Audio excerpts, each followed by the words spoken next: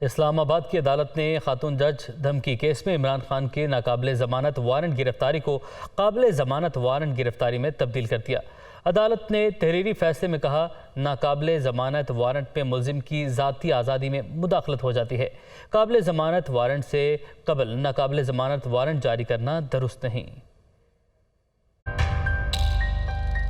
خاتون جج دھمکی کیس میں ناقابل ضمانت وارنٹ گرفتاری معطل کرنے کی درخواست پر سماعت ایڈیشنل سیشن جج فیضان حیدر گیلانی نے کی۔ عمران خان کے وکیل گوہر علی اور پروسیکیوٹر رضوان عباسی عدالت کے روبرو پیش ہوئے۔ وکیل نے بتایا کہ 30 مارچ کو عمران خان توشخانہ کیس میں اسلام آباد کچہری پیش ہوں گے۔ عدالت اس کیس میں بھی وارنٹ گرفتاری 30 مارچ تک معطل کر دے۔ جج نے ریمارکس دیے کہ آپ عجیب بات کر رہے ہیں، متعلقہ عدالت نے کیس کی تاریخ 29 مارچ کو مقرر کر رکھی ہے۔ پروسیکیوٹر رضوان عباسی نے مخالفت میں دلائل دیتے ہوئے کہا کہ درخواست پر میرٹ پر دلائل ہونے چاہیے۔ عمران خان اس کیس میں کبھی بھی پیش نہیں ہوئے۔ عدالت آئندہ سماعت پر عمران خان کی پیشی یقینی بنانے کی ہدایت کرے۔